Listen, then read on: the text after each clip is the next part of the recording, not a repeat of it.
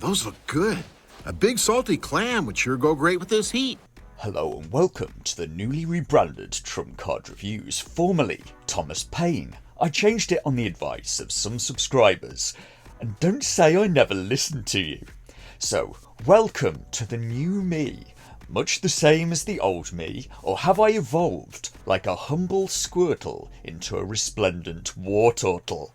Today I'm going to be having a look at the HBO series Perry Mason, because season 2 is coming out in a few weeks on March the 6th, and I'm thinking of doing a full review on it.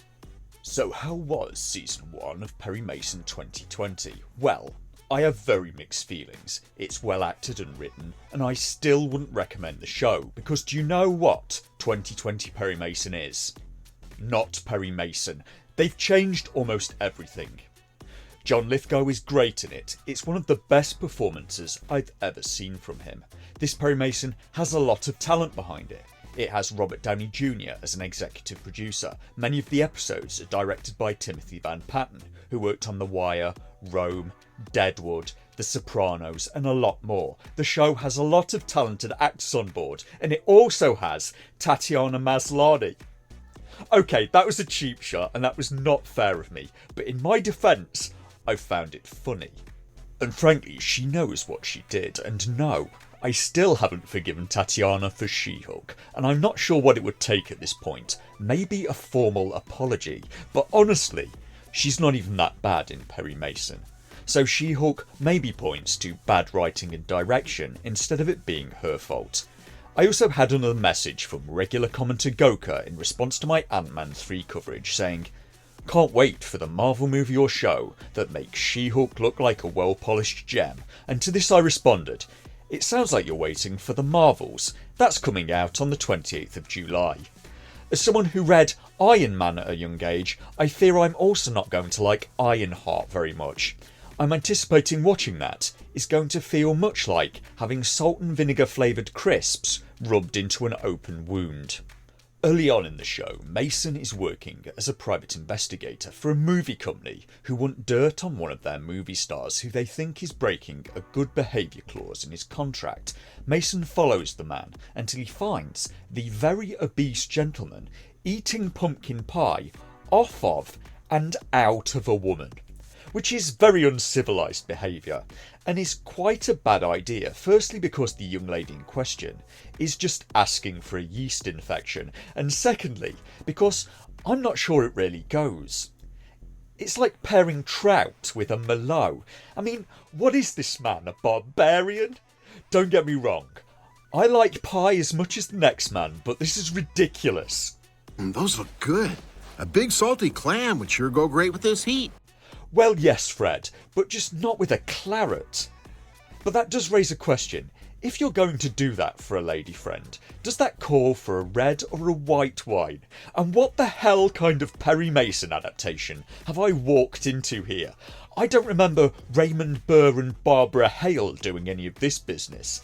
I'm pretty sure he was not that way inclined anyway.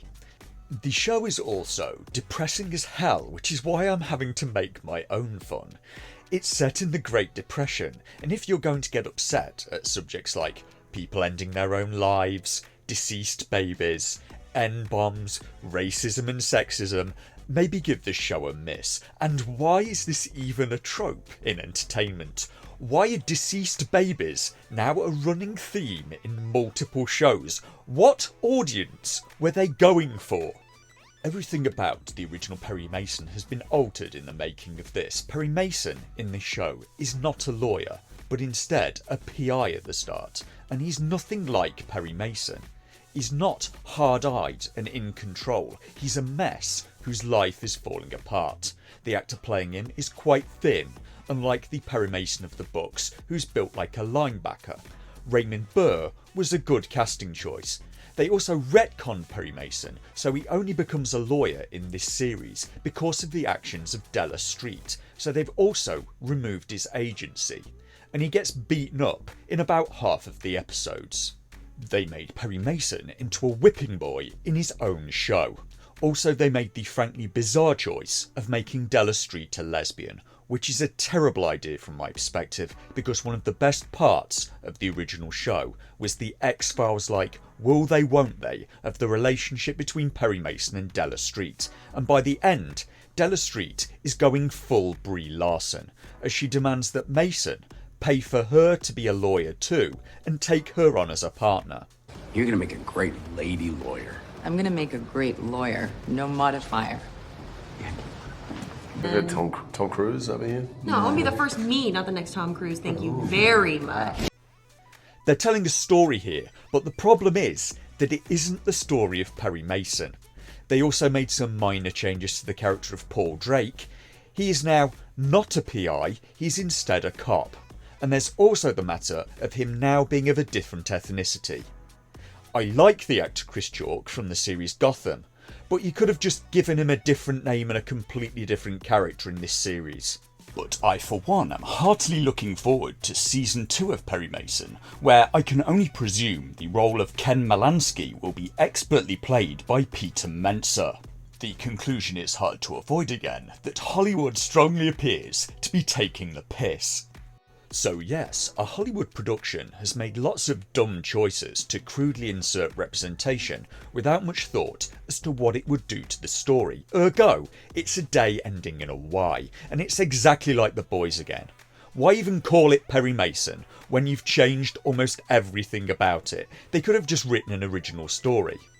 But it wouldn't have been enough for them to write an original story. They wanted to retcon the entire of Perry Mason, colonise and plant a flag in it with all the gentle tenderness and proselytising zeal of Hernan Cortes arriving in Mexico. This series did not have to be linked to Perry Mason at all. It's closer in themes and tone to LA Noire anyway. But what I did find to be excellent was the first ever Perry Mason book, printed all the way back in 1933, The Case of the Velvet Claws, that I had intended to just read some of for background research, and then found that I'd read the whole thing. I couldn't put it down. I'll put a link up to the review for that, because it turns out original Perry Mason, kind of a badass. Or you can watch this TV version where you instead watch him get stomped by a fat guy in a phone booth.